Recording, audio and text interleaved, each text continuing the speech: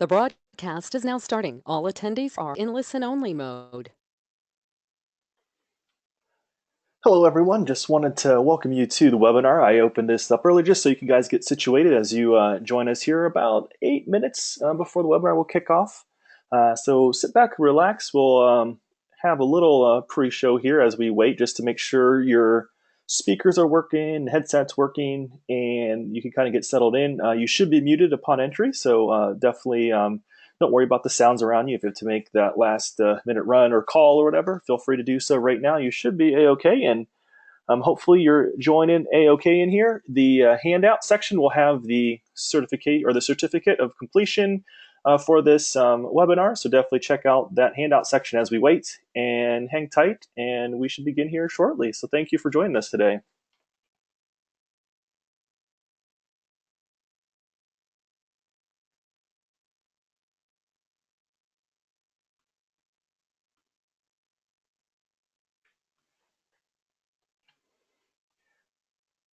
All right. So as we start up, I want you to welcome to the All About Assessments webinar. I see some people populating in here. We're a couple minutes early, so I did want to make sure you guys are all set up a-okay today. As you jump in, just double check your headsets, check out that handout section. That handout section will have a certificate that you can print out or save and edit your names in there. If you need a certificate for accreditation purposes or for record keeping purposes, definitely check that out. And in addition, you should be muted upon entry, so don't worry about your microphone being on. You should be muted, so if you need to make a last-second call, yell at somebody down the hallway, that's a-okay. And as we begin, we want to make sure everything's working okay, so you should be able to see the screen that has a couple bars. We'll play a Guess the Fictional Educator game here as we wait. I know some of us are a little early today. I appreciate you joining me, and we'll make sure everything's working a-okay. If you want to, you can have questions that you can enter into the chat window. So if you want to send something into the chat, feel free to do so. We'll make sure we pause throughout the webinar today so we can take a breather and maybe ask a couple questions. If I don't get to them during the webinar, I'll be more than happy to follow up with you afterwards if you could stick around, or I can email you a reply, or you can email me a reply as well. So thank you for joining us today. And just to get things running here, I think I see some people joining in. I see more people populating in. So I want to thank everybody who's just coming in. We're just getting started here. So just hold tight. We're a little bit early, but I do want to play the Guess the Fictional Educator game for some of us who are just sitting here waiting for the show to start. We have, let's see, we'll make sure we got everything a-okay here. All right. Just want to make sure everything's okay. You do have questions in there. There is the question window. Definitely throw your questions in there. I did want to see, I want to put out a message for some of you guys right now. I know some of you sometimes join on a mobile phone or mobile device, and it doesn't show up on OK. So I'm going to send you a link in the chat, and that chat will have a link, and I just saved it up to a Google Drive that you can download that certificate. It's also going to be available for you guys on the ACCSC website. If you want to check out that section of the website, it should be under the events and then webinar section. Chris is awesome about hustling afterwards and putting up the certificate, a sign-in sheet. And then what we do is we take the recording here and we also put that up. And then afterwards, I'll share my slideshow up on the ACCSC website. So definitely take some time either later today or tomorrow and visit the ACCSC website. Lots of great stuff on it, and I'll have a lot of today's presentations on there. Do see some people. I have Olga. Hello, Maria. Welcome back. I remember that name. Dennis, working fine here. Awesome. Hey, Chris is joining us. Good thing I didn't say anything bad about him as he was popping on. And yes, this is 1 hour. We'll try to leave some time at the end so we can answer some questions. If you want to, in your question section here, we'll try to guess. You can give me the name of the actual actress or actor, or the fictional name of the actress or actor, or the character that they play on here. And if you have a thing, you can up here see if you know who was the teacher in the movie Mean Girls. So we'll see. This is kind of ties into our webinar on Tuesday. If you missed that, that's also up on the ACCSC website. We talked about different generations and stuff. So maybe this is in your generation. Maybe you've seen it if you have kids. Maybe your kids have seen this movie, or maybe this is one of your favorite movies that you grew up on. Who is that? I see lots of good answers. All right, all right. Yes, yes. I think I have a lot of good answers. I'll leave it up for a second. I got a good group here. I got a great group here. Oh yeah, I'm gonna slide it up here. I got a lot of good guesses on there. I have Tina Fey, and I think I saw somebody, Kelly Jacobs, Miss Norbury. That's awesome. Perfect. So that's the first one. Awesome job there. I know there's Miss Lemon too. I think I saw somebody said David said 30 Rock. Perfect. All right. Thank you. All right, let's do one more. I'll do a softball one as some people are joining us here. We have a couple minutes left. If you're just joining us here, we're just playing a quick game as we settle in. Make sure your sound is working okay. Hopefully, you hear the voice. Hopefully, the picture showing up. If you want to check out the handouts, it is in the handout section. I'm also shoot out a link every once in a while here to make sure you guys can download the certificate, which will be available on the ACCSC website. I got another one. Here's my next one. This one hopefully is pretty easy. The guy with the long beard. I love it. I have a lot of good ones. This is the All About Assessments webinar. We're hanging out for a little bit as we begin. It's going to start here in about 2 or 3 minutes. We're just playing along here as we begin the Guess the Fictional Educator one. I did have a lot of correct answers, Dumbledore. And again, if you're just joining us here, just make sure you check your speakers or headset. Handout section will be full of the certificate, a sign-in sheet. If you need to print one out for your own school, if you want a quick sign-in sheet, just hit print and have your instructors or staff members sign that up quickly, and you should be okay. We'll start here in a couple minutes. I do like to just hold tight for a little bit. I know some people join or they have to do a quick download. So as we hit the 2 o'clock hour here, we'll definitely start up in a minute or two. I like to give a little extra minute or two for the people who are joining in or who's trying to get out of a meeting last second. But in the meantime, we're trying to see, we can guess these fictional educators. Who are these famous educators? I have the next one here. Who was the teacher of the TV show Boy Meets World? Teacher slash maybe administrator, more like it, I guess. Right? All right. Got a couple good guesses. Some people are quick on the draw, I see in here. I got a lot of the previous ones were Dumbledore. We had Tina Fey as one of the answers. Dumbledore is this one. This one, I'm going to come up here. I got a lot of correct answers. I got someone very nice. I'm going to give a bonus point for Anna. I think I saw Anna that says it was Mr. Feeney, played by William Daniels. I'll get gold star on Anna's chart there. A lot of gold stars and silver stars here for a lot of people. Perfect. How about this one? We'll do one more or a couple more here. I got a couple minutes left. Who was the ex-basketball player turned substitute teacher? Again, I grew up watching this show, actually. I remember this show. Anybody else? Oh, I got one reply in. Very good. Donnie's on the money. Thank you, Donnie. Anybody else? Ex-basketball player turned substitute teacher. I think he was like the gym teacher. I think he became a full-time teacher as the season went on. It's been a while since I've seen this show. Lots of good answers here. Lots of good answers. All right. This one is, as most people put down, Mr. Cooper, hanging with Mr. Cooper. Hopefully you've heard of this show. This show was on ABC at one time. Mark Curry playing Mr. Cooper. If you're just joining us today, we are just playing a quick Guess the Fictional Character game. We are hitting the top of the hour here, but I do see some people popping in. So let me do two more. Let me do two more guesses. That way we can make sure, one, you can see the screen A-OK. The sound is coming through. And if you have some time here, check out that handout section. That handout section will have the certificate of completion and also have a printout that Chris made for us in case you need a quick attendance sheet. If you have a group of you, maybe putting it up on the screen in front of you or huddled around an office or something, that will be up in the handout section. If you can't view it, I'm going to shoot a message in the chat here. You can also download it directly from this link. I know some people have some trouble accessing the handout section for one reason or another. I don't know why. Sometimes it was because it was on a mobile device, or sometimes it didn't show in your control panel. But you can check those out in the handouts.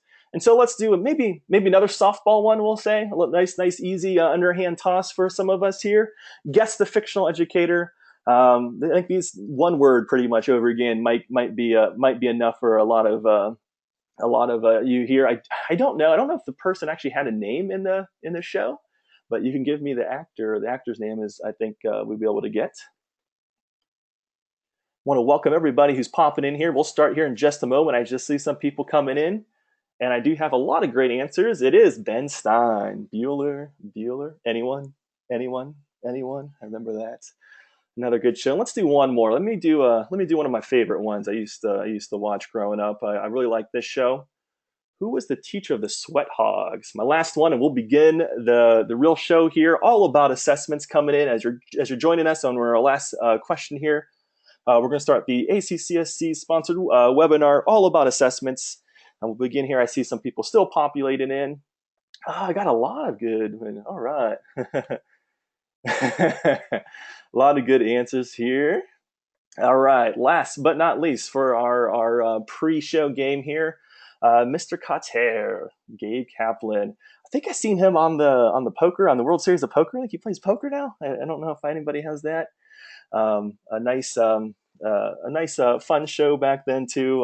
That ran its course. I remember watching that show. So again, thank you guys for joining me. I'm going to start up here in just a moment.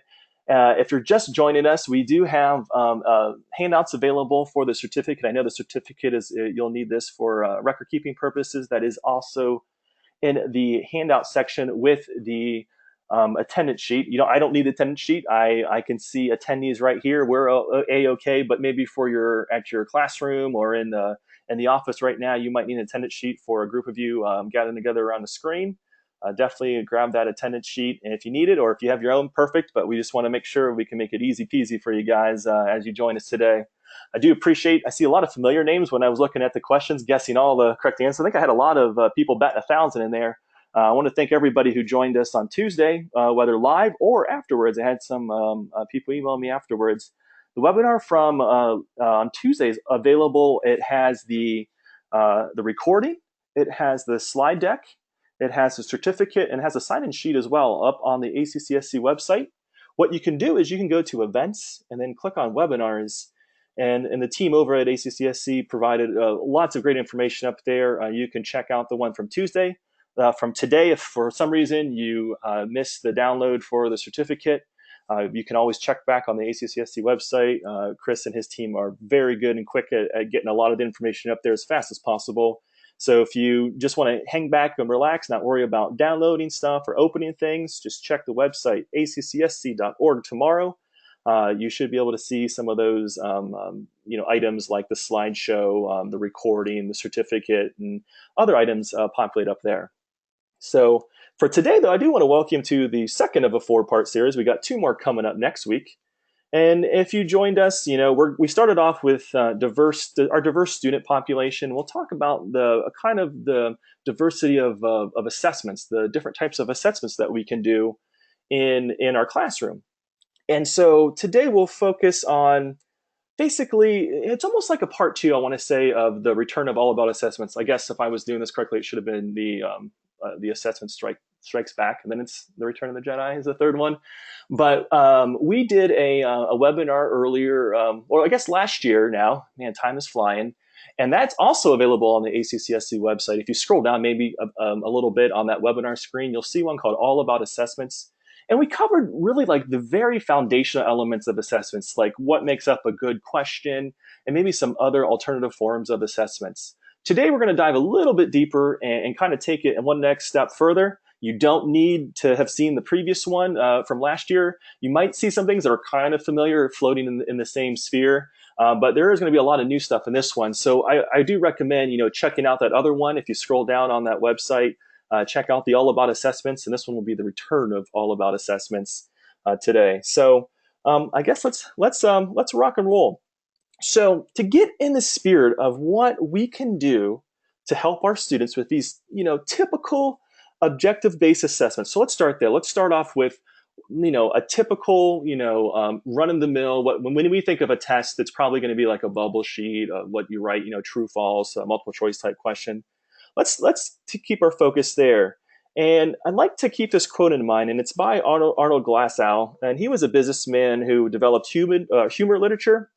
And a tiny side note here, he developed humor, like a humor magazine, but he also shared his pieces with the Wall Street Journal, Forbes, and what I know his name by is from the Reader's Digest. And I remember reading, and I don't do it nowadays, but before when I was going through school, I remember reading Humor in Uniform, Laughter the Best Medicine, and that's where you might see this name appear if you are a Reader Digest person.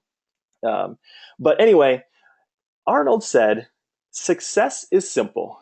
Do what's right, the right way, at the right time. And so how does this fit in today? Well, for us, when we think about our own assessments in our classroom, many of us have to look towards the end goal. And that end goal is going to be the certification exam. It's going to be that licensure exam. And although it can be fun to, implement various types of assessments, there's one particular type that will help get the student certified or licensed. And so, you have the NCLEX exam for nurses, CompTIA for IT professionals, the CMA, AAMA for medical assistants, the state boards for cosmetology students.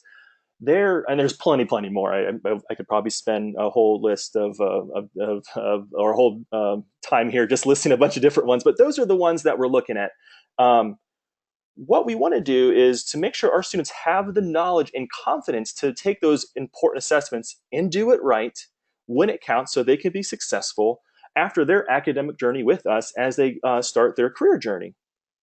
So, as we take a look at this typical objective assessment, there's one kind of overarching thing we can do, and it's to use the certification or licensure exam as the blueprint for our own assessments.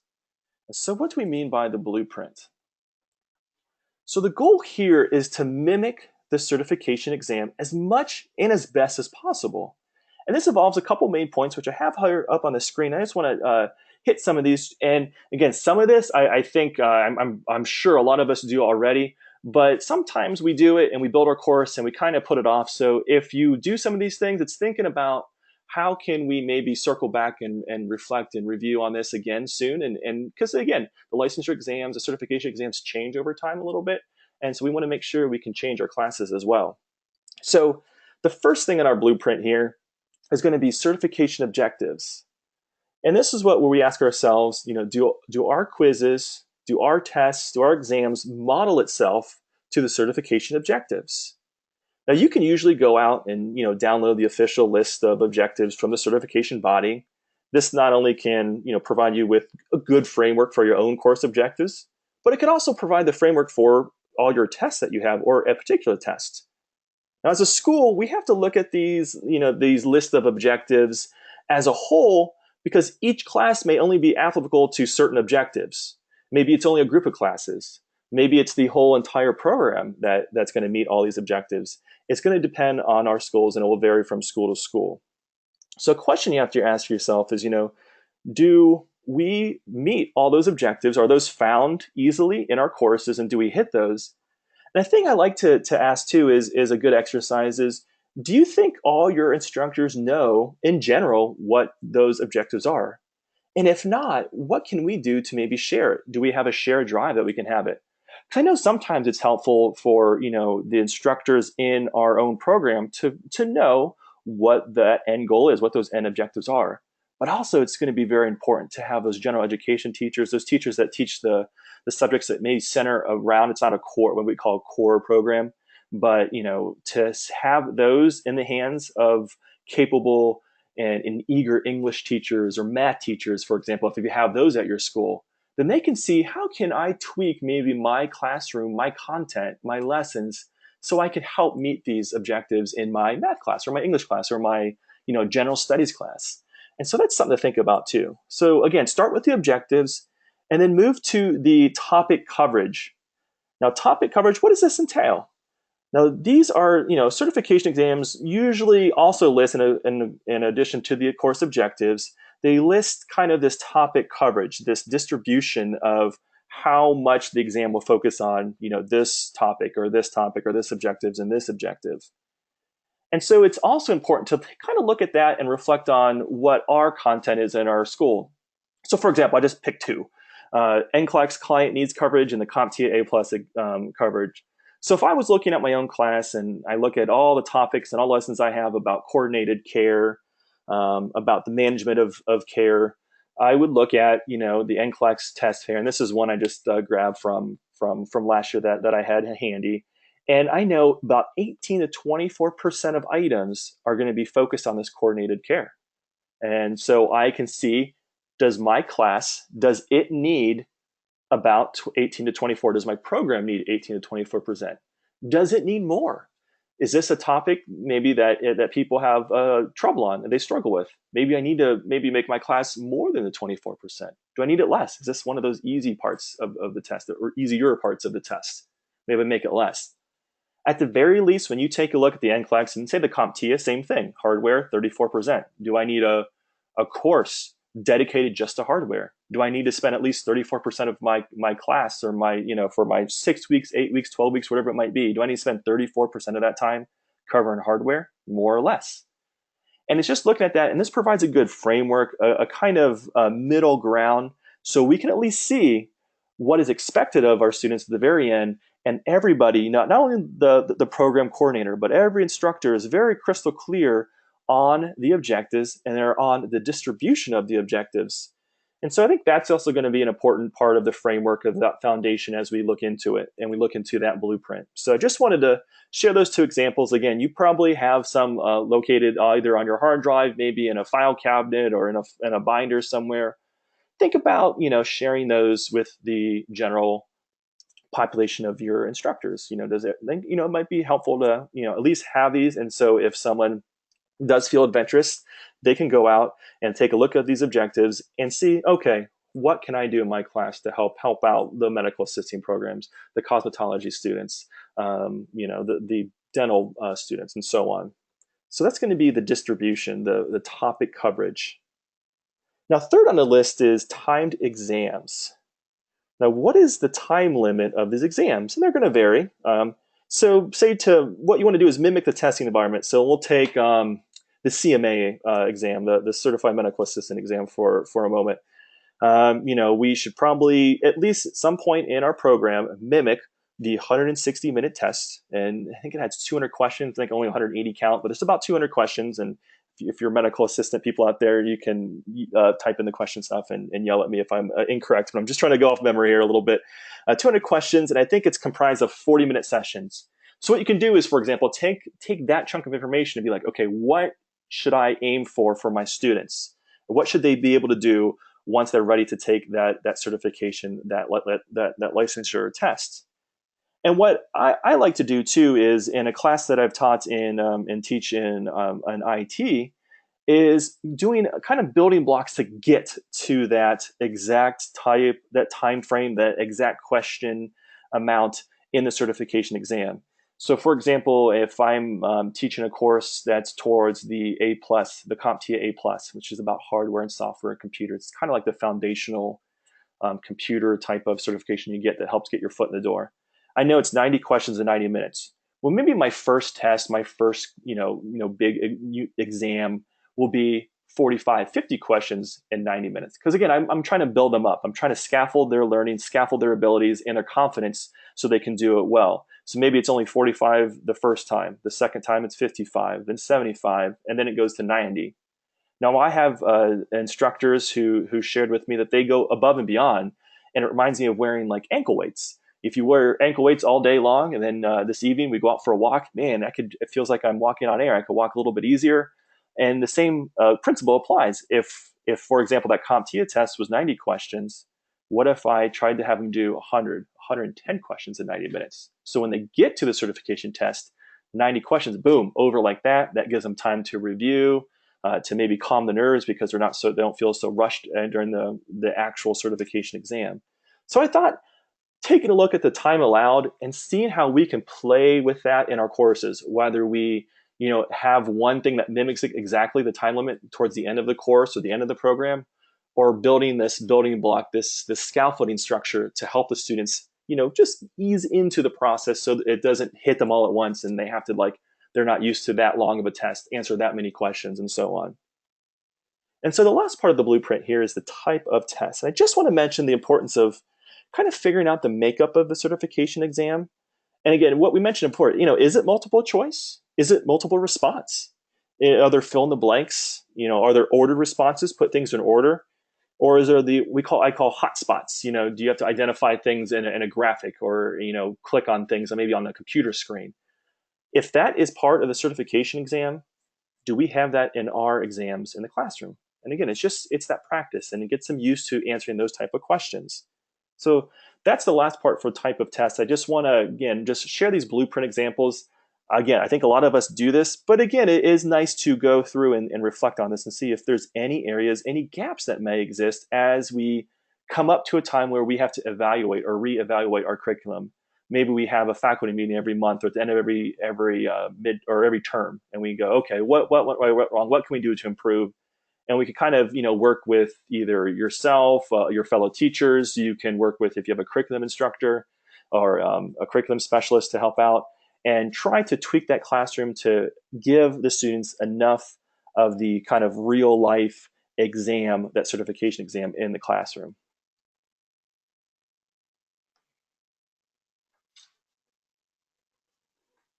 The nice thing too with this, and I think it was mentioned, I'm going to give, I think it was Tommy in the chat here. The nice thing I did want to add, he's taken my transition right out of my mouth. It's like I paid him to be my transition person. The nice thing with the blueprint too is as you practice, the practice makes perfect mentality. When they start practicing, they do it over and over again, and they do these questions, and they see the type, and they do the time allowed. It does stay fresh in their mind. So when they take the certification exam, it's just fresh in their mind. So it's very nice to have them take the type of test appropriately too, and make sure that's fit into our curriculum. So if it's midway through the program, maybe have them go out and sit for a certification test right in the middle of it, like we said. I think with the CompTIA exam, you don't need to take the whole IT program to be CompTIA certified. It might just be one portion of that. So again, it's just looking at that type of test, looking at the objectives, look at the coverage, and doing it at a good time, because it's going to be helpful when it's all fresh in their mind. They're used to doing it. They're used to doing the questions. They're used to seeing the questions. Boom, they go to certification tests, and it's not too bad. So the finishing touches here, I did want to again just cover our standard type of certification, because you know what, at the end of the rainbow, we have to come up to this type of test. So although other methods might be more fun, I think it's important to really focus on this summative assessment at the very end, this certification exam. So I just want to offer a couple of quick hitters here, other strategies to help your students and prepare and be successful on these certification type exams, or on exams that have a lot of meaning towards them getting a job into their field. So first one, self-explanatory: prepare as early and often as possible. And this goes back to my scaffolding thing.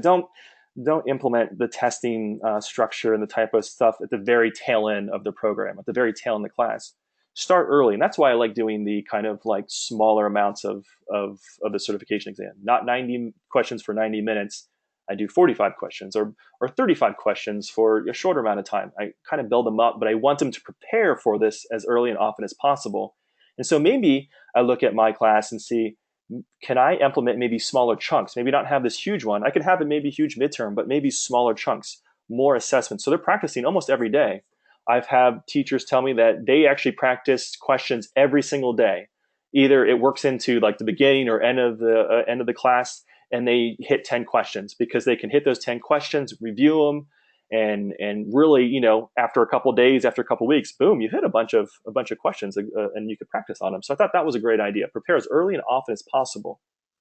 The next one is offer pre-assessment and maybe post-assessments to show growth. And then this strategy can help show what the exam will be like early on in a student's career at your school, and show progress as a student hopefully gets better as they go through your classes. And so if I'm taking an exam and I show up day one, we take a pre-assessment, and you tell them it's okay, you're not supposed to know all this stuff. You will get it at the very end. The online school that I teach at now, we have a pre-assessment for the entire program. When they come into student success, they take this pre-assessment, and it just shows them a glimpse of everything they have to do: medical terminology, knowing all these crazy terms, knowing different types of clinical procedures and stuff, and they just get a taste of it. It mimics the certification exam, and so they can see, okay, I got a 28%, but it's okay, it doesn't count for a grade. But then as they go through and they take it at the very end, they can see this growth. And the cool thing for the instructors, they can see maybe problematic areas where maybe a lot of people miss this one question. If you put it onto like a Google Forms, you do it in whatever exam software that you may have, or you do it manually, and you can see, man, everybody's missing question 28. Well, then you'd star that one and make sure you go back to question 28 whenever that topic is in your class, or maybe further down the line in the program. make sure you hit whatever question 28 was all about, because everybody missed it. There's, for whatever reason, that was a stumbling block for students. So that is, I think, a good offer to do this pre-assessment. You will have to take some time to develop these questions, maybe mimic, an exam. You're also given exam questions at the very beginning, but if we show them, I have teachers that show them, but they get the test back, so they can't just keep it.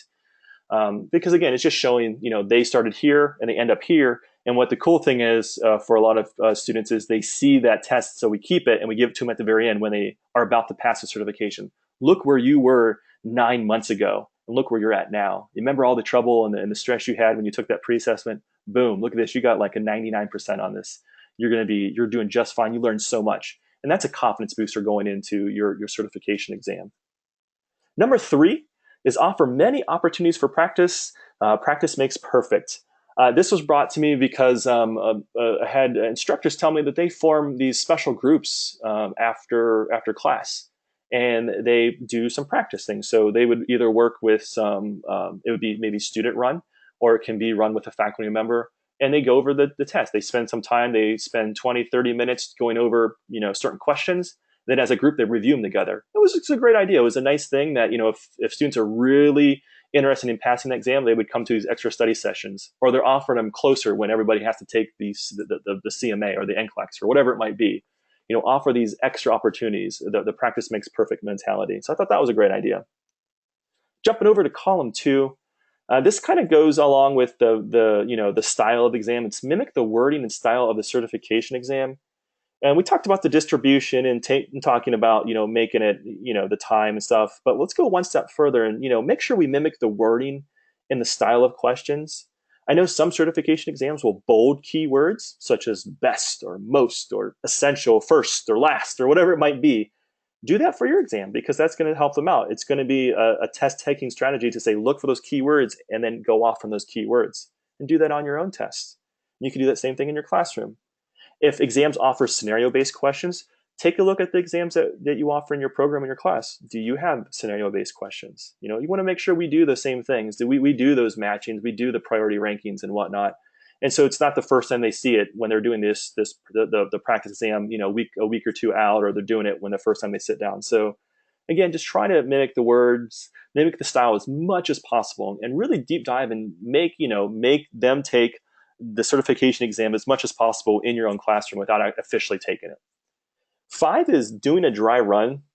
And what does doing a dry run mean? Basically, what do students do when they arrive at a testing center? Because it's new, right? At the classroom, they come in your class, they probably sit down, put their books next to them, and you hand out the piece of paper and they take the test, or it's something similar, right? But when they go to a testing center, they will have to have an ID. They will have to leave their stuff, their belongings outside. They can't bring in belongings and stuff. So it's preparing them for that type of environment. So do a dry run.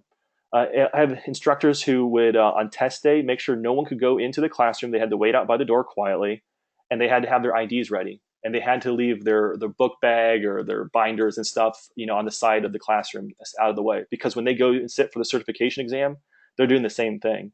They get one piece of paper and a pencil, because at the certification exam, that's the only thing they can have at themselves.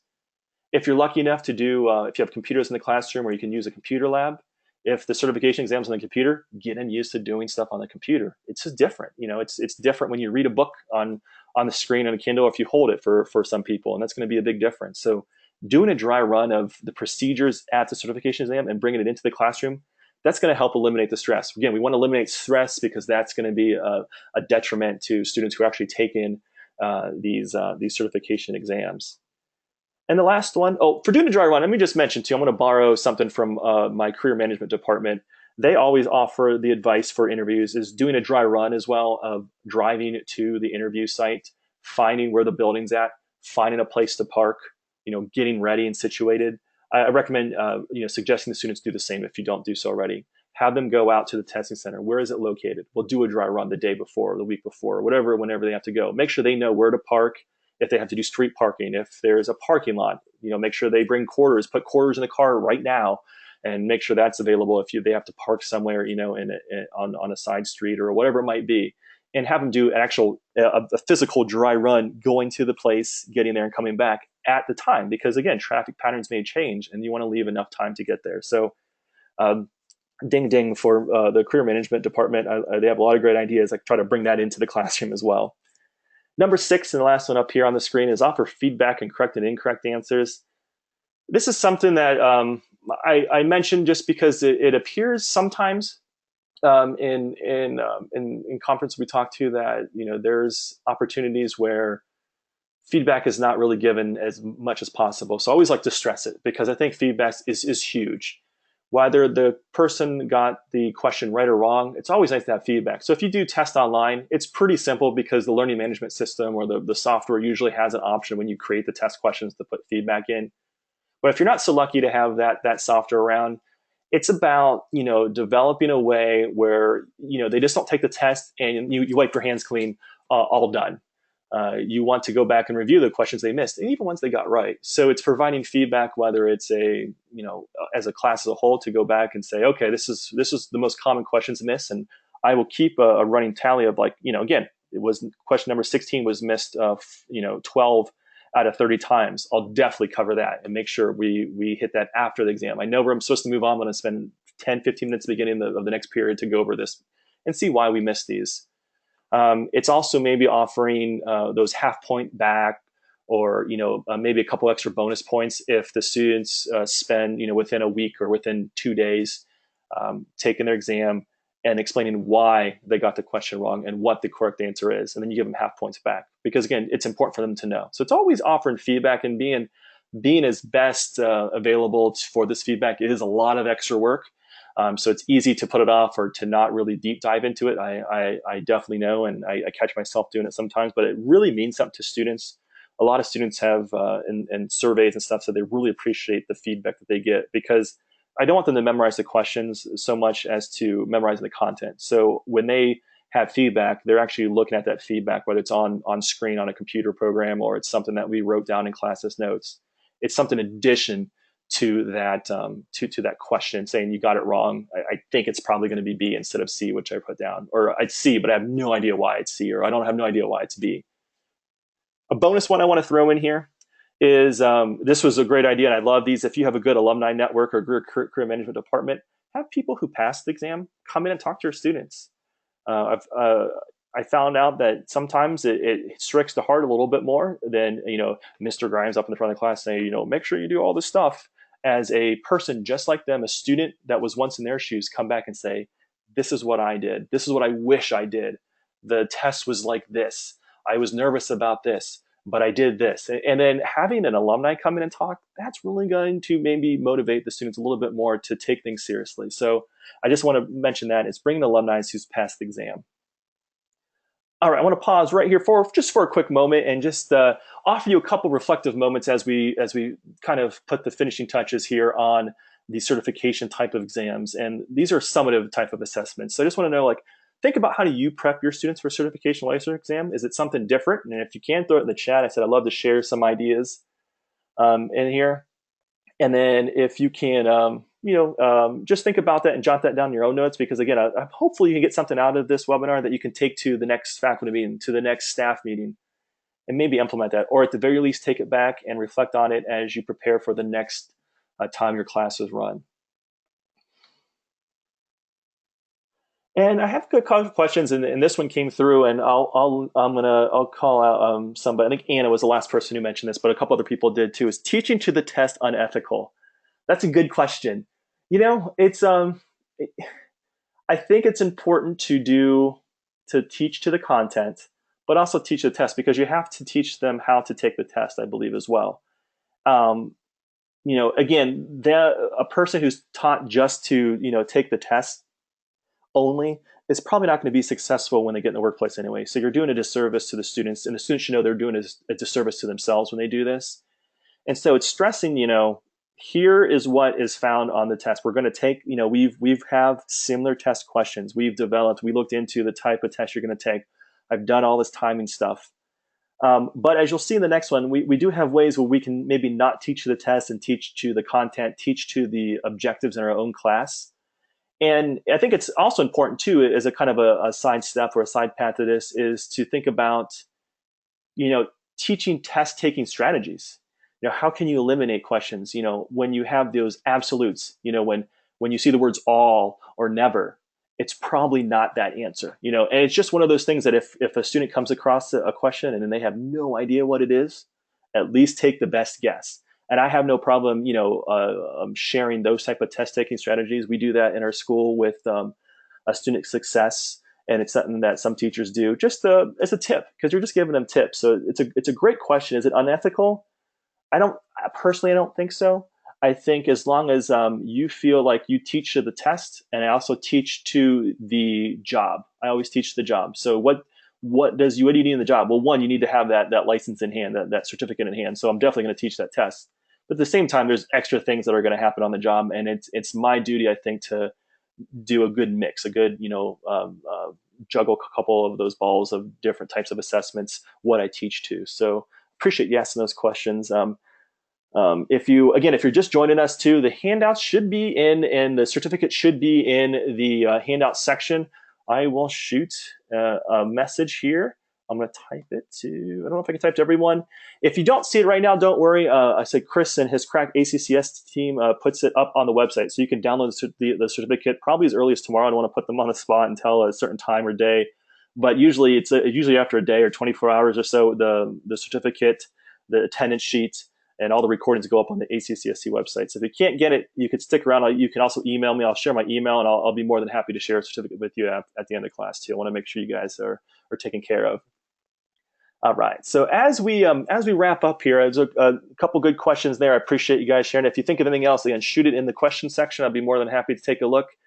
And if there's anything you want to just put on hold, I'll be more than welcome to stay online afterwards after the official webinar ends. I'll stick around and answer some questions, or you can email me and I'll be more than happy to do email dialogue. Or, I'll even pick up the phone and be my non-Generation X millennial self and try to make a phone call. So that's going to put the end for the finishing touches on the kind of summative certification-based testing. What we can do to make sure our students are prepared in taking that test, whether we're teaching to that test or we're teaching to objectives that align to it. And just a quick note, I saw this come in too, is just can you use sample exams?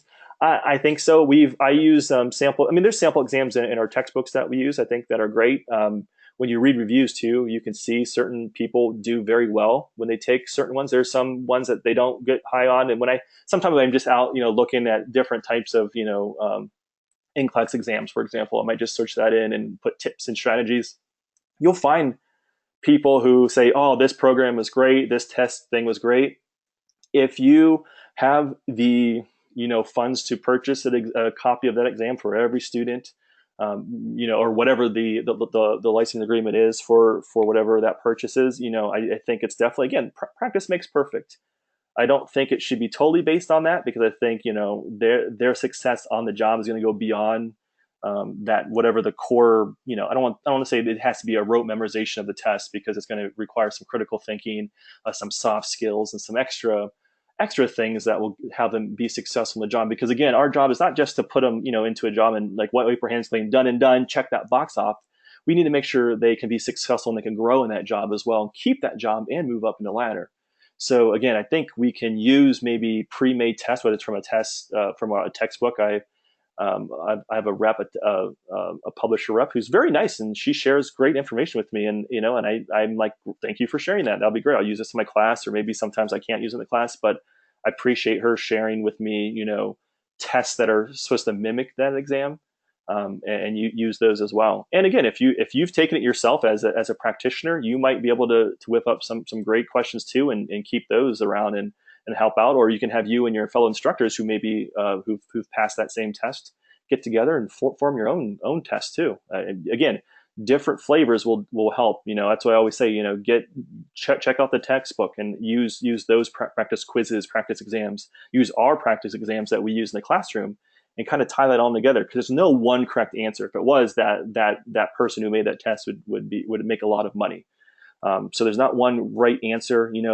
Test questions I tell students get recycled, or they get, there's a whole bank of them. And so you and your buddy might see totally different types of tests. I've taken A+ tests, and I'm like, man, I got a lot of printer questions for my other buddy was like, I only got a couple. I'm like, that's crazy. Well, it's just a random thing, and I'm sure it still fit in the scope of the of how many questions were supposed to be about the printers and stuff like that. I just got a little bit more, and he got a little bit less, and then my other friend, she got a little bit less or a little bit more in another area. And so again, it's just having different types of varieties out there, and I think that's a way you can go about it. So is it okay to use sample tests? I think it is. We do it in some of our classes, and it's been helpful because I don't want to reinvent the wheel, and I don't have to. And if I find a great source that helps the students learn that certification exam, then go for it. But again, I think we should also supplement that with great helpful information based on our relationship with the businesses that we have in the community, as ourselves as teachers and practitioners, and what we see in the job force, and making sure they get those skills as well. All right. So I want to jump to the non-formal, and the non-formal is basically um, a different flavor test that we'll jump into. So I thought, since we kicked off the last section with a quote, thought it'd be appropriate to bring this one in here.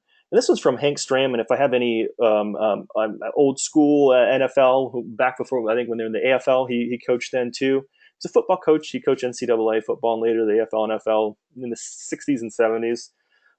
The neat thing about him that I remember in my random football knowledge is that he never had an offensive coordinator, defensive coordinator, and I think special teams coach when he coached for then it was the Dallas Texans and the Kansas City Chiefs. This was over 14 years, so it was just up to him. And so I thought this quote was kind of neat, and it fit in real well with this next section. Is he said, "My philosophy, simplicity plus variety," and I think that's great in our classrooms. Like I want to keep things simple, and I want things to work, but I also want variety. We've seen how students have different learning preferences, how we can offer them different viewpoints, different perspectives will help. So I think looking at different types of tests will kind of go along with this simplicity plus variety. So I'm hoping some of these things that we implement can focus on simple things we can implement into the classroom to gauge the students.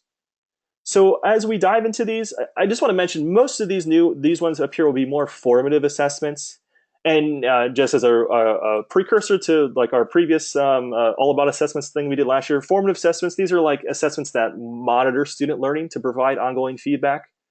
It summarizes the student's development up to a particular point, like right here. Maybe it's mid lecture, maybe it's not when they get to the exam, because what happens is you don't want to assess them only at the end of the unit, at the end of the exam, at the end of the chapter, because by the time if the first indication that a student doesn't quote unquote get it or doesn't grasp material real well, when they fail or a test or they fail the quiz, it's too late. So we want to find out ways where we can assess them beforehand, kind of on the fly, informally or formally, through kind of quick hitters as they progress through a lesson, as they progress through the day or our topic at hand. So that's what these ones will focus on. So the main players, we know these ones. These ones are our bread and butter that we've seen a lot of times in here. And these are our written tests. We got papers that we have to write, research papers. I could hear the moaning of my students already. And group work, which for some people I hear the moaning of group work. Oh, I don't want to do group work, or they'd rather die before they go up in front of the classroom and talk and whatnot. But those are good staple type of assessments that you can have. You can just have quick, short, hit written ones. 5 questions. And we talked about some type of bell ringer activity at the beginning. Sometimes every us teachers will do a 5-question quiz at the beginning of every session that goes about the previous day. And so they have 5 questions, 5 questions, 5 questions, 5 questions. Pretty soon you have 25 questions after 5 days or whatever it might be. Papers are real nice because you do need to have the good writing skills. You should have some critical thinking skills to put things together. And I know that's important for a lot of the fields we show our students to. And group work is also great. Again, another kind of soft skill to build up upon. And they do have to talk to probably people when they're on the job. So they have to get used to it, maybe talk to people in a meeting in a big group, a big family if they're working with clients or if they're working with patients and so on. So these are the big hitters. They're pretty staple ones. So I want to kind of go away with some of these other players. And the other players are going to be, right now, these technology ones. The technology ones are going to be audio recordings, video response. I'll have pulling and pausing and put 2 in there for now. And videos are screencasts. So first up is the audio recordings. And this type of assessment does require some technology, or you could take advantage of everybody having a smartphone nowadays. But these smartphones have apps in them, and they usually come with them. I know my iPhone, it has a voice recorder app, and we've used that in our classroom as well. But the goal here is to offer, a helpful way for students to record themselves explaining a course concept or talking through a procedure. Perhaps they give the instructions that they need to explain a procedure to a patient. And they record themselves and they can play it back. Maybe they have to explain, a procedure to a family member, to a doctor, and it's different. So they have to, have this recording. The cool thing about recording things and just listening to them and reviewing them in class is that they have that recording on their smartphone, which they take everywhere. So it's a nice way to have audio recordings of content. So if you can include audio recordings into your lesson plans, and think about maybe ways that you can implement this. Maybe, hey, maybe that is a great idea to do these recordings of procedure. Because again, sometimes talking it out is one way to learn it. So if I was going to do a procedure, and I always do the taking the blood one because that's the one I participated in for some of my students when I was an academic dean. As I go down to the lab and I sit there and let them work on me and practice. But sometimes I would go in there and they would have to do it. So they do the hands-on learning. They also read about it, and now they can hear it. So again, we're hitting those different learning preferences, and using audio recordings is another way to hit those auditorial learners. So that audio recording was a great one that was shared with me, and I've implemented that in my classroom throughout my time as IT and some other areas, and it's worked out quite well. It's different at first, so students might not grab onto it right away, but the students that really see the advantage for this, or they really like the auditorial component of different of way they can teach themselves, and the way that you can hear it as well.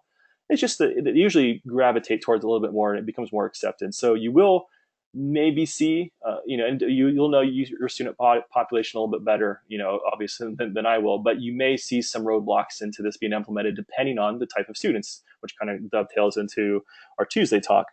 But I thought this was a nice way that we can, package together that seeing, doing, hearing type of learning preference, and just making audio recordings part of it, because sometimes audio is not as prevalent as the doing part or the reading part.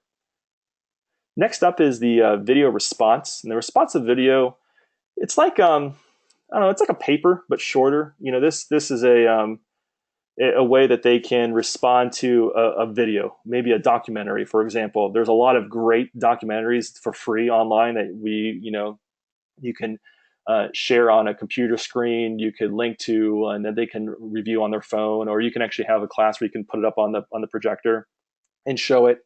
But it's just a nice way where you can connect real world scenarios and have this real world connection to the topics you teach, and the students will really appreciate that. So they'll watch a video, and then they have to do some type of critical thinking response. So again, you'll have to do some legwork and create these responses.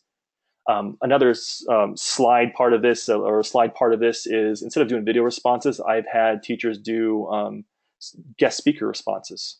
And so they'll get practitioners in the area, whether it's like the local dentist or the person who works at the beauty salon down the road. They'll come in and they'll talk, and it means something when they see somebody in real life that's actually working and doing it right now, and they talk, but then they can have a response, they can do interviews, and we use that as type of assessments where we can kind of see, are they really gravitating towards understanding the different concepts that are presented.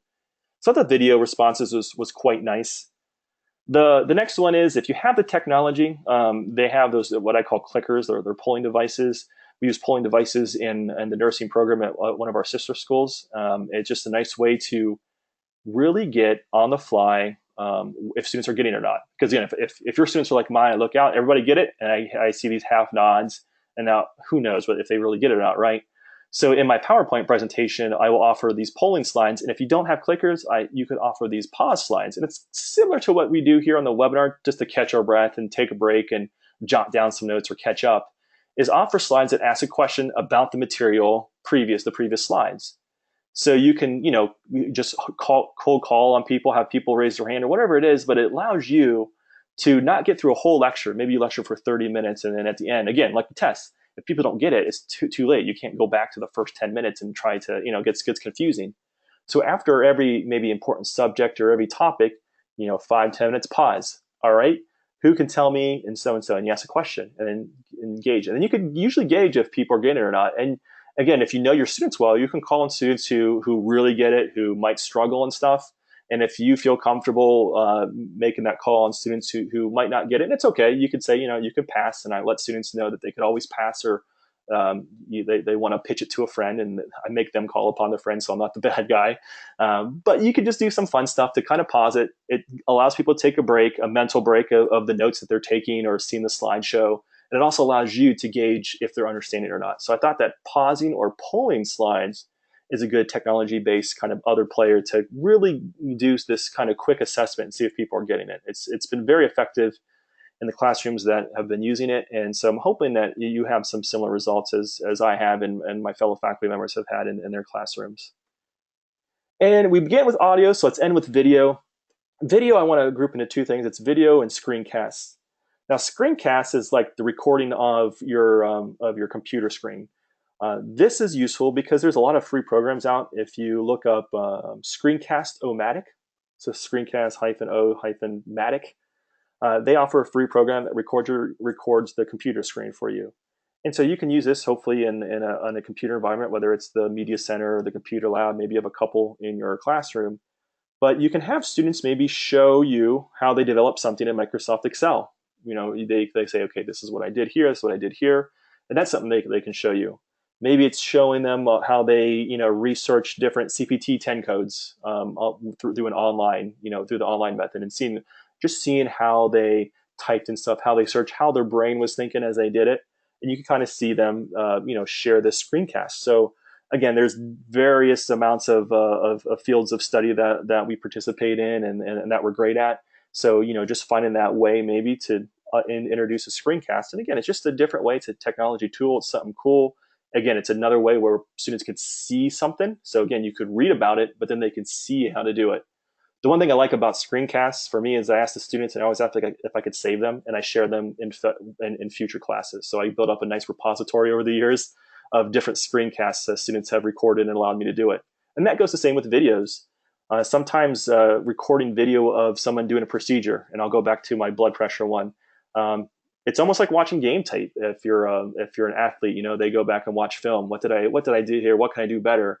And again, it's another visual aspect that the students can have where if they can record it on their iPhone, and it's their iPhone, they can record it and we can watch it back with the instructor, and you can kind of give some pointers, see what you did here. This was good here. Maybe do this time, and then they just save it. And now they have that on their phone as a video that they carry around with them everywhere they go, whether they're at work, they're at home, they're visiting a family member or friend. They have that video that they could always refer back to. So I thought those videos and screencasts were quite nice as you look at these other type of technology one. So as we end here, think about maybe some types of technology-based assessments, these kind of formal assessments, these kind of quick hitters that you can get and kind of gauge the temperature of the room, I like to say, and just see how well the students are grasping it. Now I want to move away from the technology because I know sometimes our student body that they're not attuned to technology like maybe some of our other ones are, or maybe I just don't have the equipment for some of this stuff, and that's okay too. So I want to do some other non-technological ones, and the 4 ones I think that I found success in, and then there's a whole slew of them that you can do, but these are ones that worked for me personally or have worked for faculty members that I have worked with me or beside me, and ones that people have shared with me that I'm like, it's been a common thing that I hear when I just like to chat with people, like at these webinars or when I go to different conferences and stuff. And so let's start with work samples. What's work sample? And this one basically involves scenario-based or on-the-job activity. So again, I'm trying to relate to that job. That's what I always like to do. And what you can do is you can provide students with an opportunity to take like a given data set or a scenario that they need to produce a document similar to one that they have to do on the job. I did a couple business courses at one time, and I taught an introduction to computer class. So in probably a stereotypical introduction to computer class, we covered the Microsoft Office suite. So Word, Excel, PowerPoint, we did Access at one time.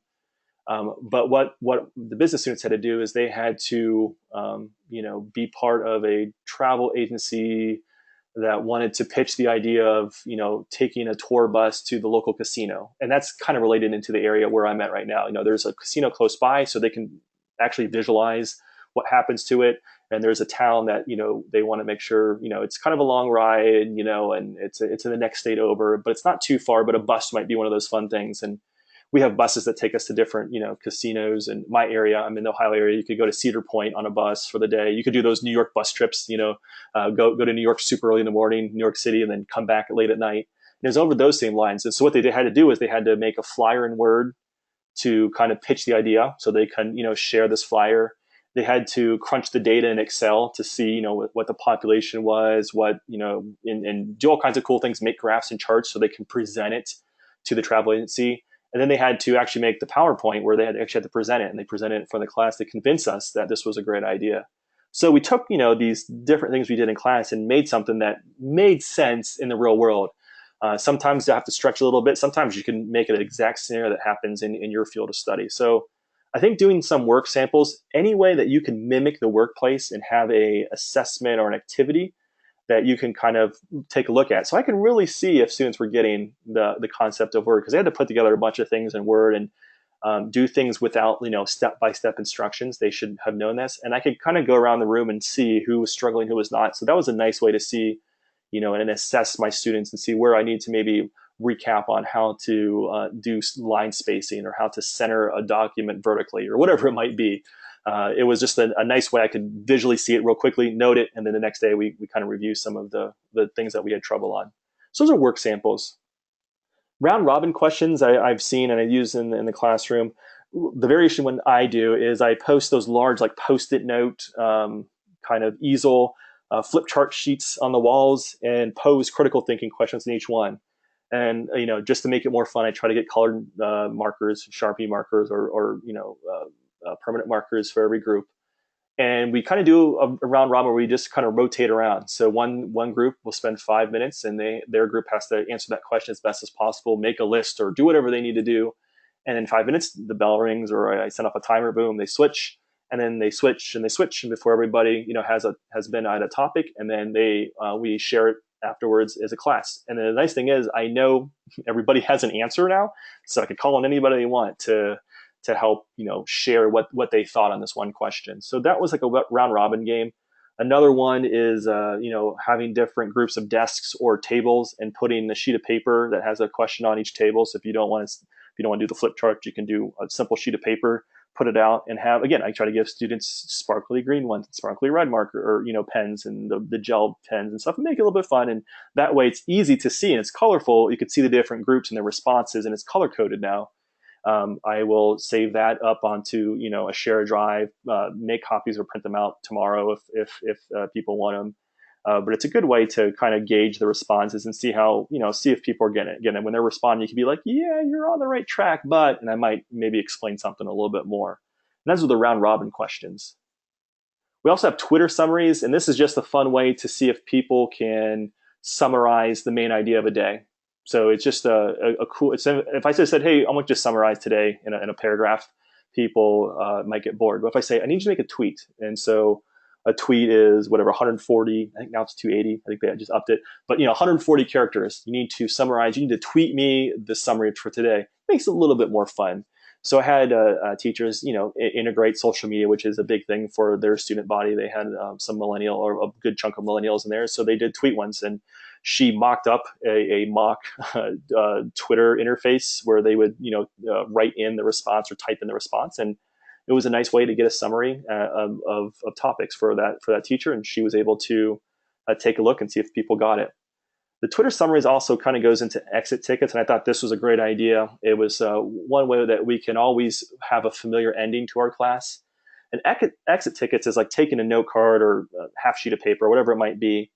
And at the end of the class period, or near the end of the class period, students write down the main idea of a lesson taught, or they answer a series of posed questions. And again, it's up to you how you want to do this. Then the instructor, as they walk the door, they hand you the piece of paper, they put it like in a bin or something. And then you, after class, could go through and see if people got it. If they can answer those questions easily, okay, great. If they're struggling in one part, you can see what part they're struggling in. And again, tomorrow, maybe recap some of the stuff they had trouble in. Some questions, I just want to share some questions because I think that's always important. Because sometimes I see exit tickets, I'm like, oh, that's a great idea. I have no idea what to put onto it. Some teachers will put, I went through and they say, what's the main idea or what's the main point? I had teachers write, what questions were not answered today, which I thought was really nice. I had another teacher at the end of the day say, what was the most confusing part of today? And it just forced people to say, the most confused part. It means they didn't get it. It was just confusing. And then if they saw a pattern, then they knew to cover that the next day. I thought that was a great idea. You can do things like 3 things you didn't know before today. And so they list 3 new things they learned today in your lecture or in the lab or at clinicals. Something that surprised you is another one that came up. So again, just having, you can have these post questions available on the board or just have these, you could say, pick one, and you could offer a couple of them. And you could get a good gauge on these exit tickets. As soon as exit the door, they hand you the piece of paper, put it in the bin. And now you can see real quickly, boom, these quick hitters, these little note cards. Okay, they got it, this one. And you start realizing a theme maybe. And so that's a nice way. These exit tickets, they also are called 1-minute papers. At the end of the day or at the end of your class, you have 1 minute to summarize whatever or answer these questions in 1 minute. Go. And before you can leave the class, you have to submit this to me. So that was a nice one. So there's so many to go on, and you can do a lot of different types of assessment methods. Finding out what works and finding ways to do those kind of assessments where you can kind of get the pulse of your students. That's going to be real helpful. As you think about these formative assessments, think about maybe other methods you use. I see in our chat question window, there's a lot of great ideas, so I'll make sure to share those here in a moment. But what great ideas do you use? And if you could share that with us, that'd be awesome. And what do your colleagues do in their classrooms? Maybe something that you're like, man, Miss or Mr. So and so, they just do this great thing, and I wish I could do that. I'm trying to, maybe do this in the near future. Share some of those ideas with us. Now, as we approach the top of the hour here, I want to make sure we kind of have a nice summary here, and we have some time for questions at the very end. I was listening to a random string of comedy videos. I had YouTube up and I listened to some comedy thing, and then it just kept rolling, and I had it in the background. So I was just listening to it while I was doing some work, and Mitch Hedberg came on. If you don't know who he is, I think he's a pretty funny guy, a funny American comedian. He's known for his one-liners. He just hits you with these one-liners, one-liner after another in his comedy act. Anyway, this one-liner came up and it made me chuckle. It made me laugh, and I thought, you know what? It actually fits the kind of theme that we have going on for our second webinar series with ACCSC. And his one-liner, his quote was, "My belt holds my pants up, but the belt loops hold my belly up. I don't really know what's happening down there. Who is the real hero?" And again, it made me laugh, but I was thinking, you know what? We do have this kind of dichotomy of like, we have these certification tests, they're made a certain way. But at the same time, we want to motivate students, we want to test students, we want to gauge students' understanding. So we have to implement different types of tests. We can't just have these, bubble sheet multiple choice questions all the time. We have to implement some other testing, things, whether it's those pause questions, whether it's these 1-minute tickets or those exit tickets. It's kind of like this mix. I don't know who the real hero is in here. I don't know which one is best, and it might be a mixture of the two. And your mixture is going to be a little bit different than my mixture and my formula at my school with my students. So I think it's just knowing, what hero, what mixture. I think it's not going to be one hero. I think it's going to be a mixture of these two combined is going to produce maybe the good results. In this case, to hold up your pants, which I thought was pretty funny.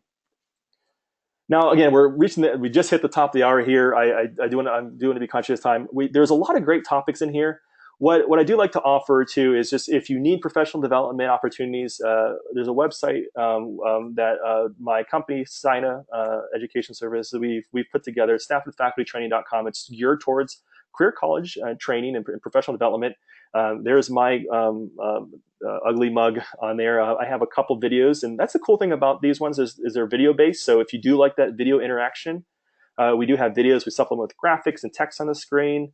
You can get a certificate at the very end.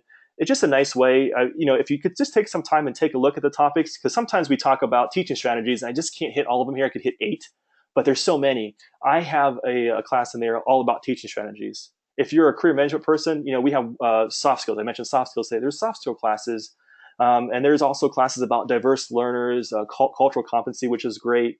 There's a lot of good things, a lot of by subject matter experts who are in the field. Like for myself, I'm an adjunct faculty member today. I teach an online school. I've also been the academic dean, some places, director of academics, technology director over my time at the one school I teach at. And so, we try to find people who are in the know. It's just, I'm not trying to sell you anything. It's just trying to get you and get the knowledge, impart that knowledge.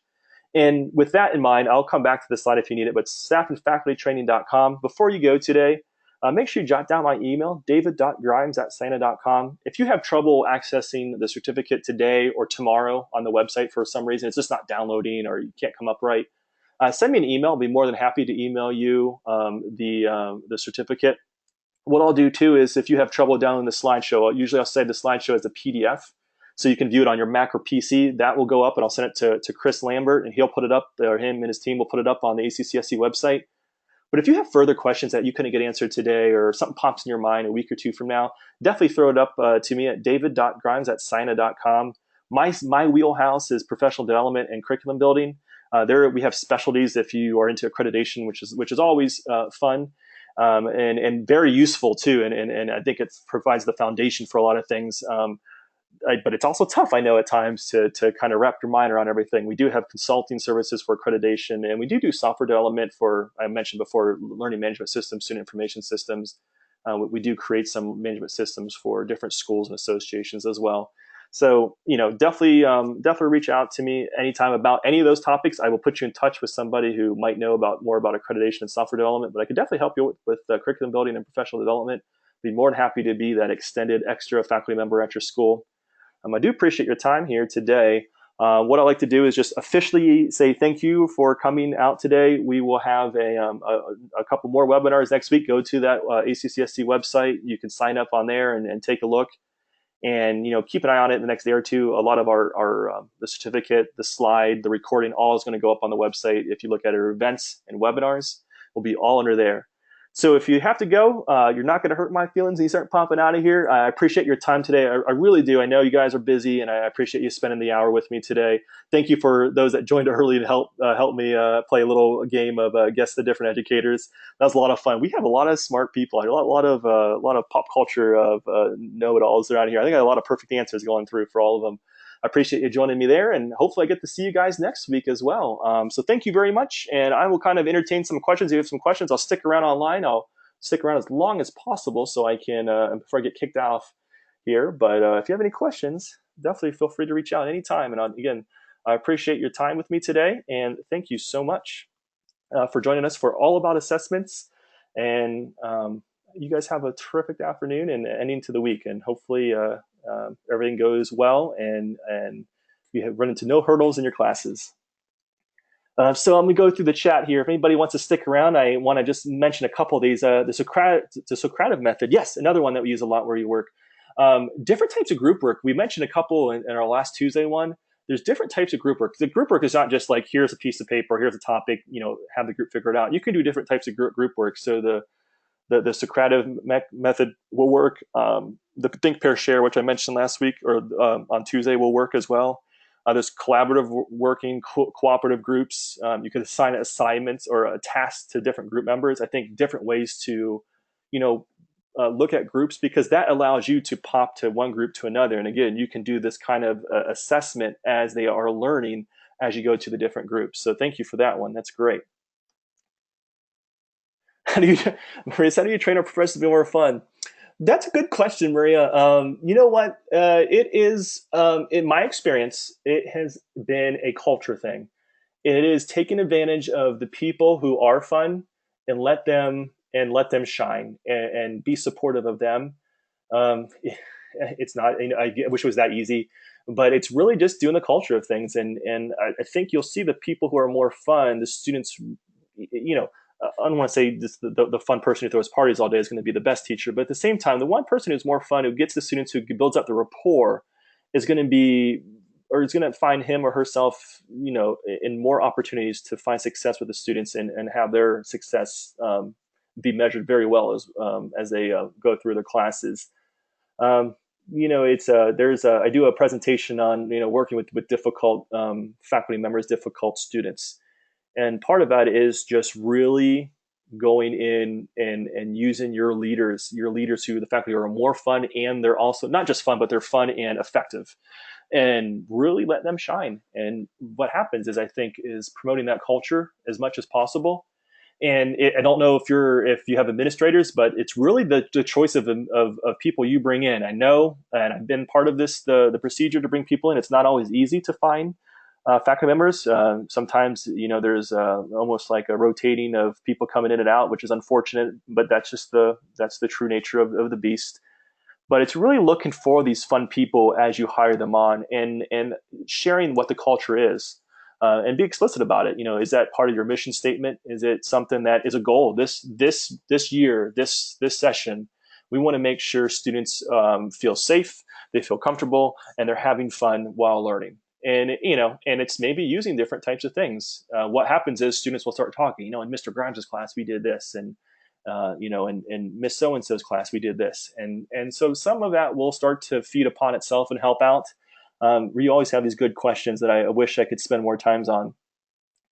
Are these webinars probably in Spanish and different languages? Good question. You know what? I do not know for sure. I know when I looked at the one from Tuesday, it was not. But if you can reach out to contact at ACCSC, I don't want to put anybody in the spot. But I think you can reach out to them, and they might have a better answer. At right now, I want to say no, a soft no, because I just didn't see it available on the website right away. But I know that that's something maybe down the line. So thanks for asking that question.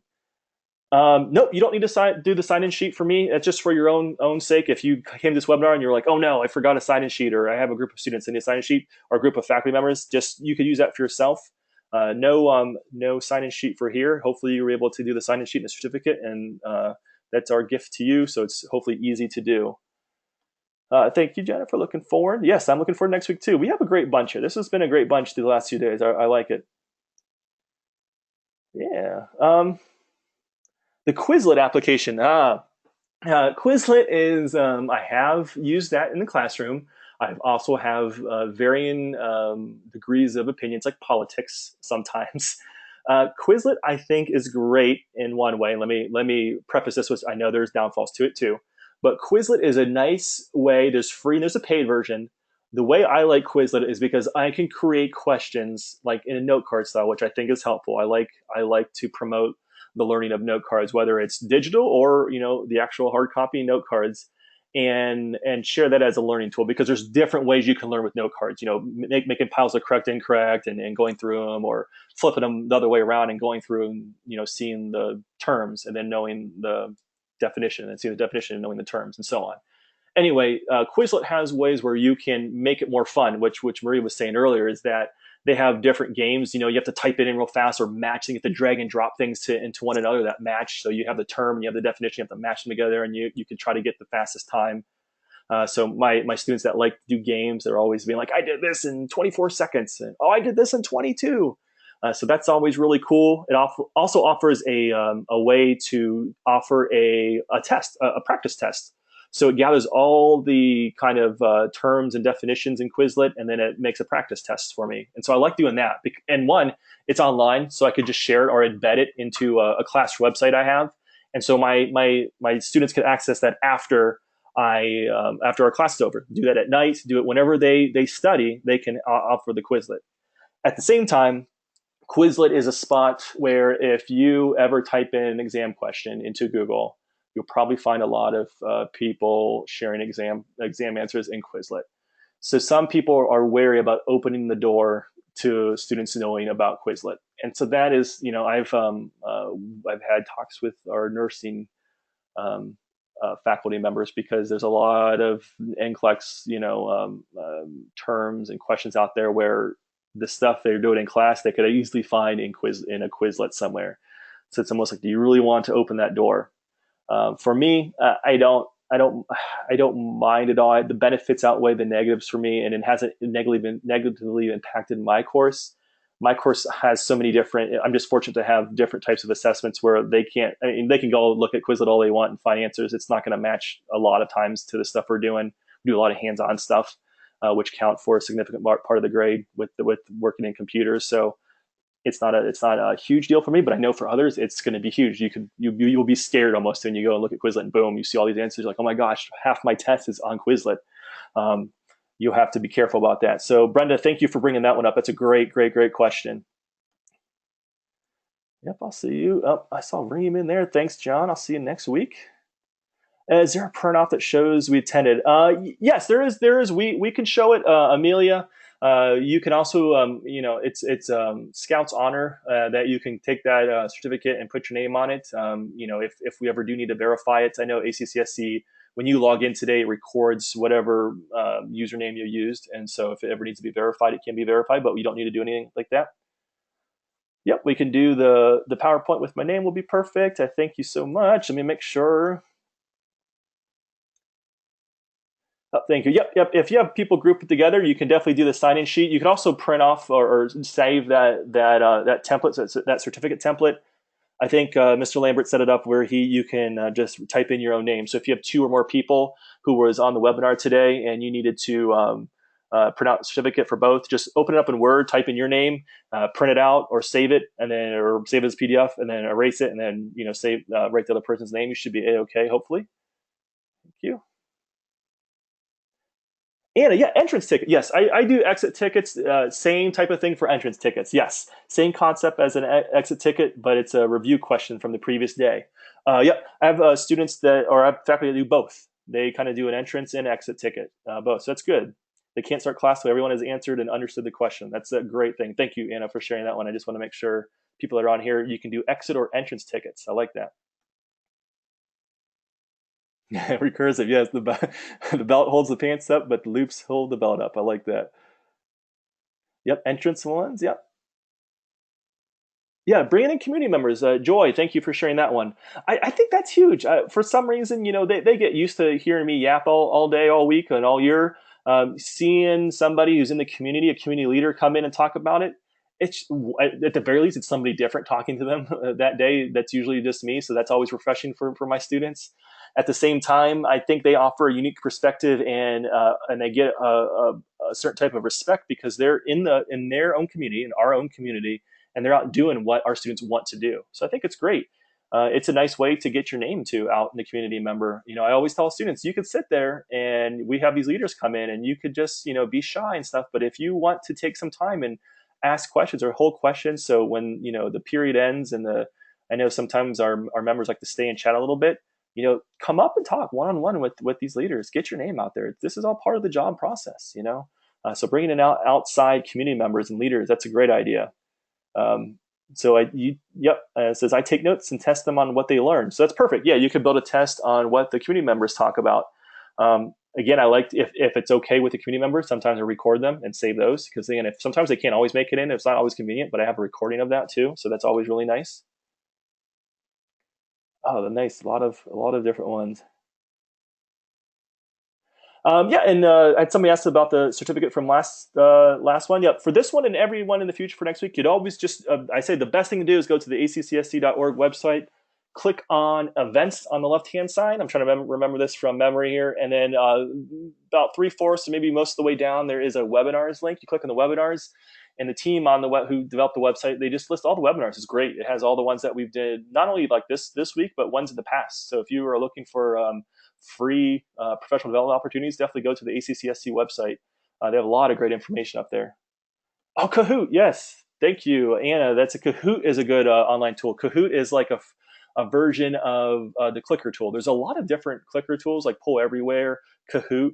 They offer free versions that you can use where students can respond by text messages. They can respond on on the web, on Safari if you guys have Wi-Fi at your campus. You can use Kahoot. That's Kahoot. Just Google that. That'll probably come up right away. Christopher Williams, thank you. Yes, Poll Everywhere app for the phones. That's perfect. I've used Poll Everywhere for conferences myself, and I've done it in the classrooms, and I've done it for faculty and services. It's really nice. Yeah, attendance sheets, again, everything's going to be in the handouts. If you can't see the handouts, stay tuned for the ACCSC website update. I'd say tomorrow before you head off for the weekend. Definitely check it out. It should be up there.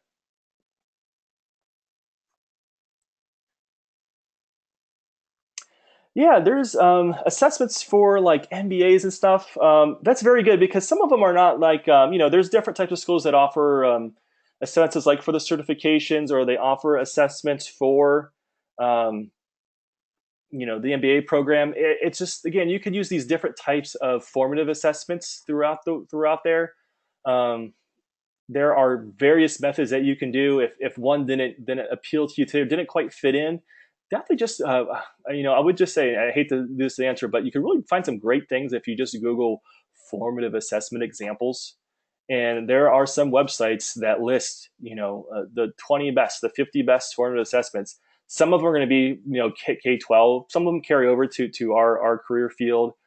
Some carry over to the certification based types of programs, and some cover more of the MBA type of programs as well. So I'll definitely take a look at that and see if there's anything else. I'll maybe get back to you. Let me just write that down here for you in case I see anything. I want to ask one of my people that I know who does this Zine type of thing.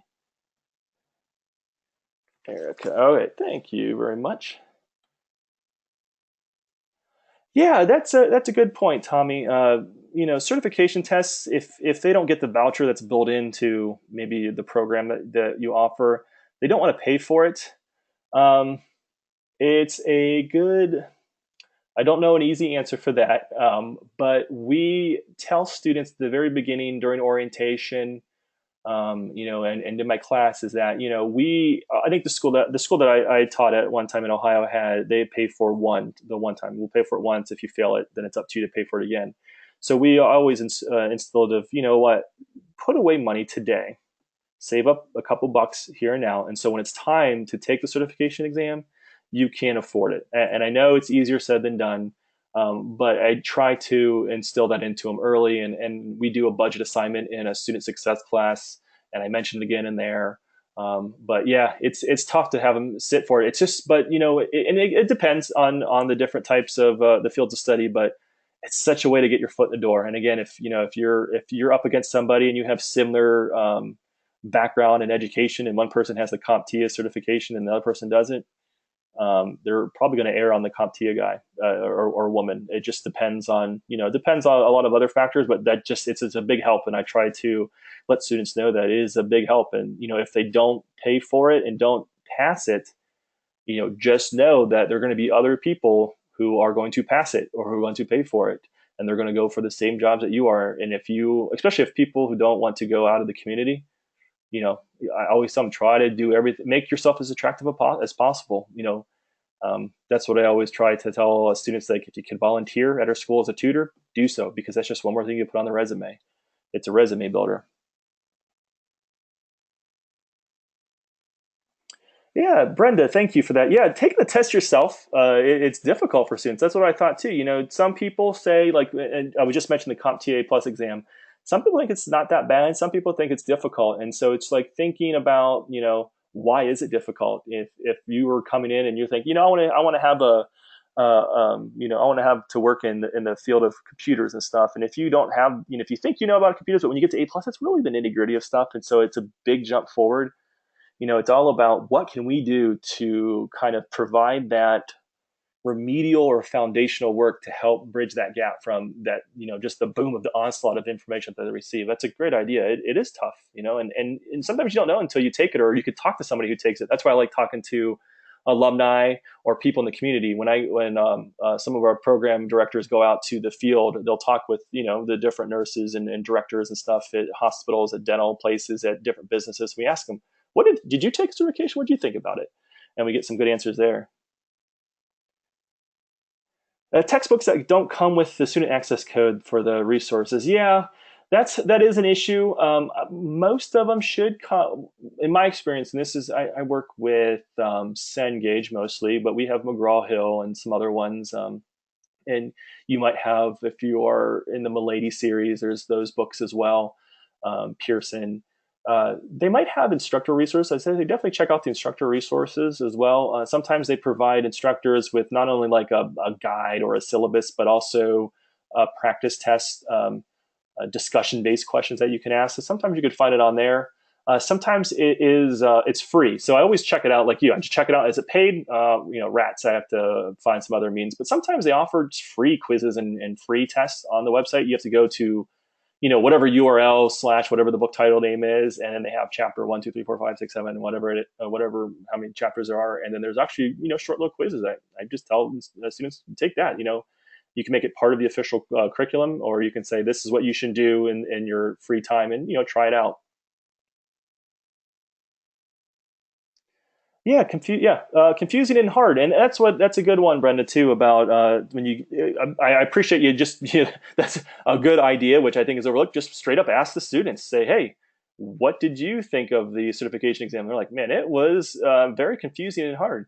Well, what confused you? And again, I'm a note taker. I take down all those notes. Okay, this was confusing. This was confusing, and so I try to figure out what can I do to make it not as confusing, because it, maybe part of it is they know the content.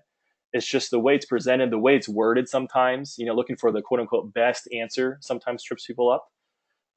There's the what I call the real world way, and the way that the certification body wants you to answer the question. It's knowing about that. So I let them know different ways. So that is a good point. Thanks for bringing that up, Brenda. Thank you very much. Man, so many good stuff.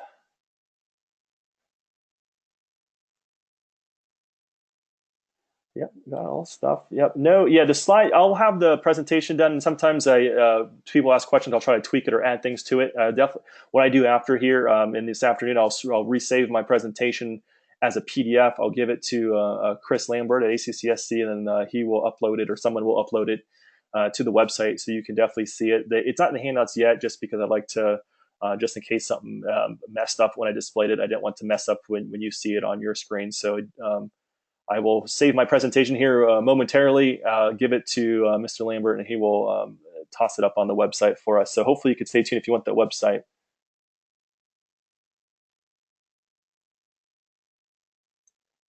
Good. Yeah. Tommy says, I will let the students read the questions and then reread the answers and reread the question again. And usually when you look at it, that's a good like a test taking strategy. Usually you can find at least one throwaway, maybe two throwaways. Well, at least now you have a 50-50 chance. And if you just have to guess, I'd rather guess at 50-50. It's like the Who Wants to Be a Millionaire game. Take the 50-50 always, because you at least have a better chance, right? And so that's a good idea. Yeah, just instilling test taking strategies. I think that's a great idea.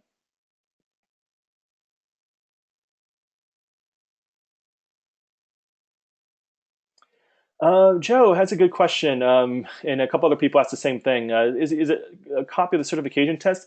Usually, they're pretty restrictive about handing out the test, because they're obviously worried about cheating. The best thing to do is to, if you don't have a copy, like I don't have a copy of the CompTIA A plus test when I did computers in the day, but there was a lot of information out there, whether it's in the textbook that mimic test. Some other faculty members on here brought up, having different types of exam engines. There was a class I did for the Cisco certification of networking, and their book came with a CD that had test questions on there. And so I just went through that test engine myself, tried to figure out, what kind of questions were asked. And you could realize, okay, there's a lot of scenario-based questions on here. I better implement scenario-based questions. So I think it's difficult to find like a copy of the certification test. You might find people um, who are not members, but I'm trying to say associated with the organization that produced textbooks.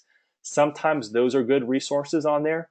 I personally will review books on Amazon just because I like to see, is it a 4-star book? Is it a 2-star book? What do people say? This test was super helpful. And I'm like, that's probably a good book I'm going to purchase, or beg my campus president to purchase for me, so I could, learn a little bit more about it. So, using the reviews to your advantage, and finding out, you'll say, this person is a member of this organization who works with this.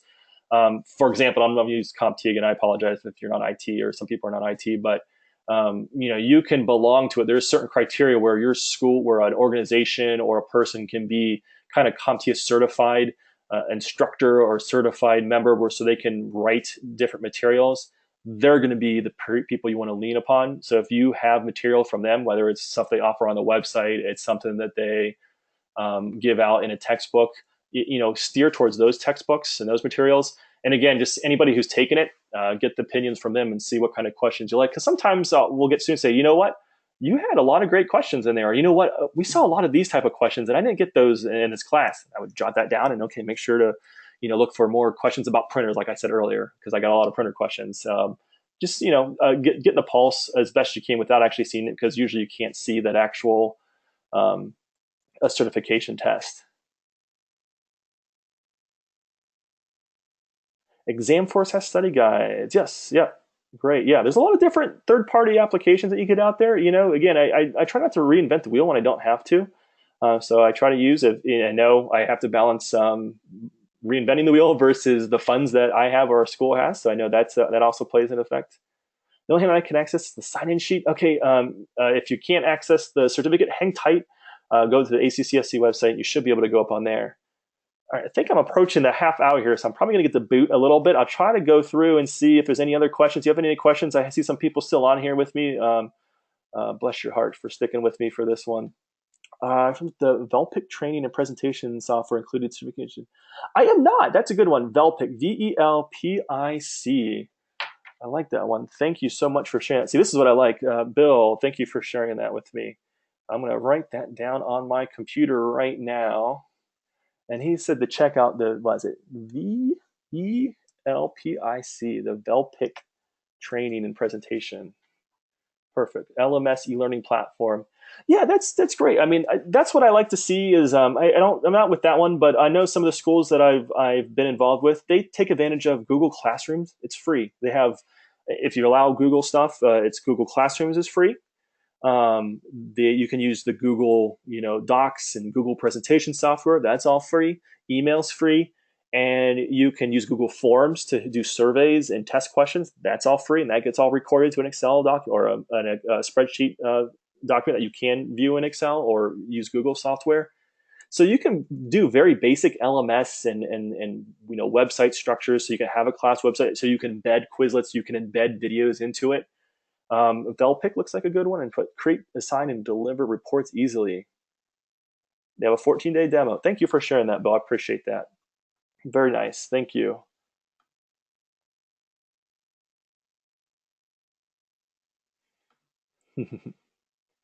Appreciate it, Bill. Thank you so much. That's awesome. Yeah, I always like to find this. I said the nice thing is, there's not one person who's the gatekeeper of all knowledge, and it's great to have a big group like this because we can get a lot of good information here. So that's why I try to like to, you know, yeah, perfect. I like to just make sure everybody shares.